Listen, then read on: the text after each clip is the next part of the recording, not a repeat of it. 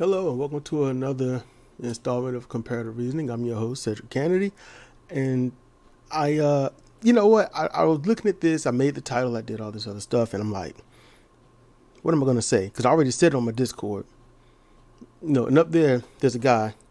And his issue is he thinks everything should be reopened. At first, just reopen it and let it get back and all that. But then he's like, it needs to be open slowly because if we're not here to make the materials, then there's nobody that can buy the materials. So he wants to get things going and things like that. So, and I had to explain to him, and I want anyone out there that's, that think this COVID-19 is a hoax and all that. I want you to think about this because, some of you might say, well, yeah, we need to reopen the businesses because, materials and goods and services, and the great majority of United States goods are not made in the United States. I want you to keep that in mind. Go ahead. I know you'd be like, you're wrong or whatnot.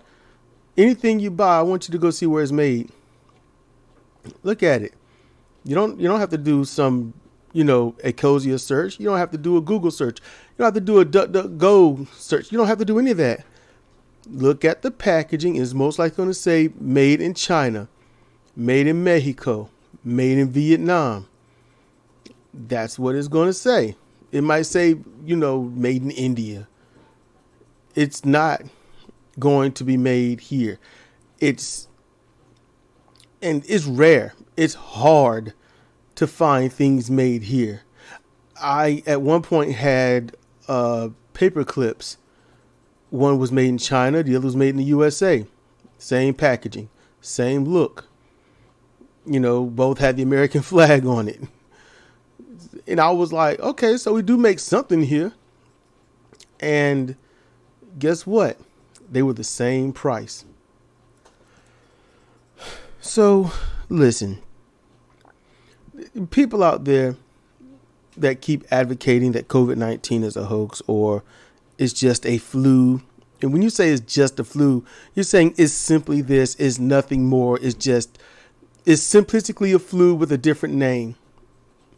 And I want to point something out, and I've done it already in a couple of videos, but the flu kills on average 100 to 2,000 people a year. That's average. And those numbers always vary. It could be 500. It could be 0 in 1 year, depending upon. It could be. Average is not, static. It's not. But COVID-19 has killed 80,000 plus people in a matter of 6 3/4 weeks.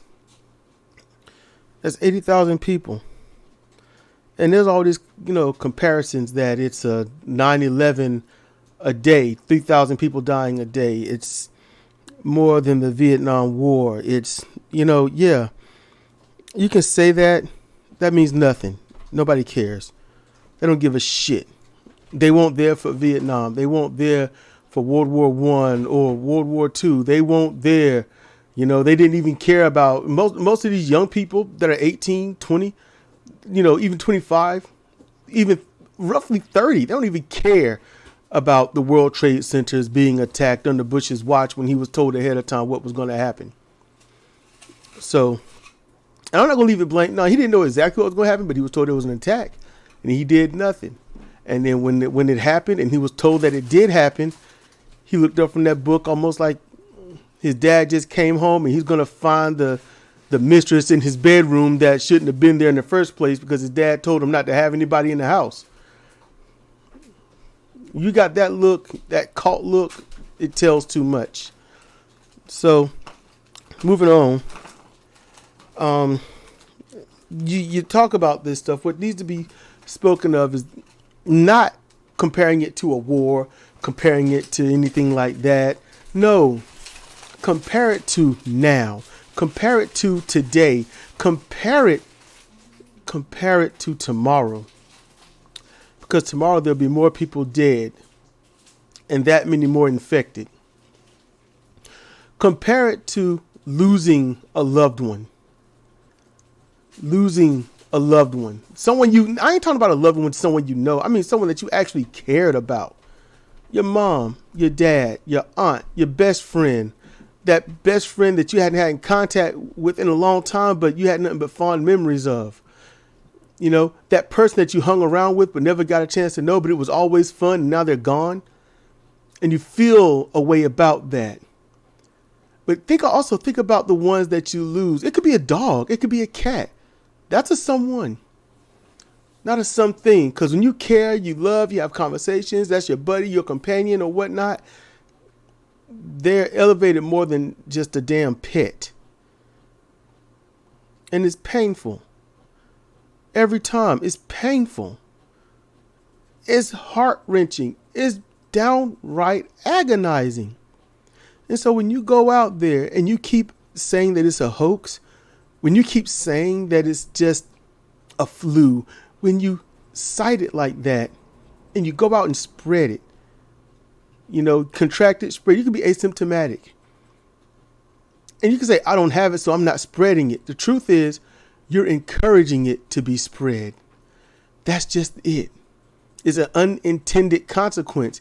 In fact, by now, if you don't know about that consequence, you are willfully ignorant of it. Meaning you are purposefully making yourself as dumb as you have to be to get what you want. And just think about it. You are causing 83,000 plus deaths, 83,000 plus friends, families, and all of that in mourning, in grief, in turmoil, trauma, anything. They're going to have PTSD from this. All of this because you are privileged. You're privileged to not know pain, suffering, and strife.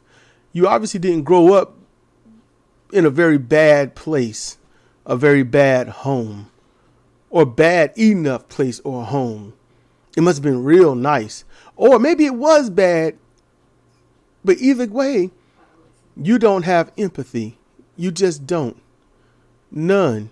And because you don't have empathy, you probably view it as a weakness anyway, because that's how businesses and corporations and politicians view empathy. Because empathy means heart. Empathy means care. Empathy means love. Empathy is powerful. And it helps you prevent you from doing stupid things to other people.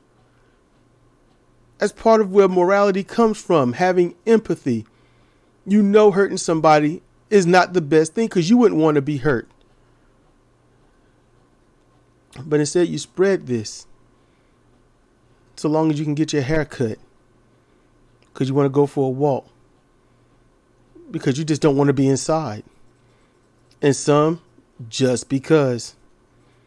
Just think about that.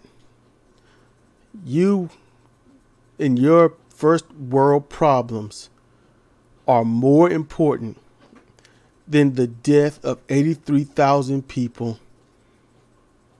And exponentially, each one of them have a slew of friends and family that's going to be ailing for years because of your choice to promote this virus as less than what it is so that you can get what you want.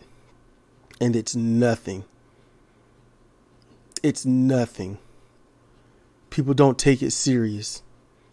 The families of those 83,000 people, if they haven't taken it serious, then I can understand not having any empathy for them.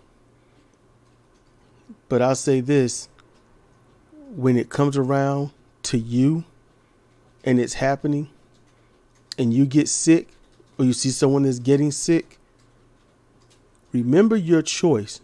Remember your words. Remember your actions. Because you're damn sure going to want somebody to have empathy and sympathy for you. This is Cedric Kennedy for Comparative Reasoning. Thank you for listening.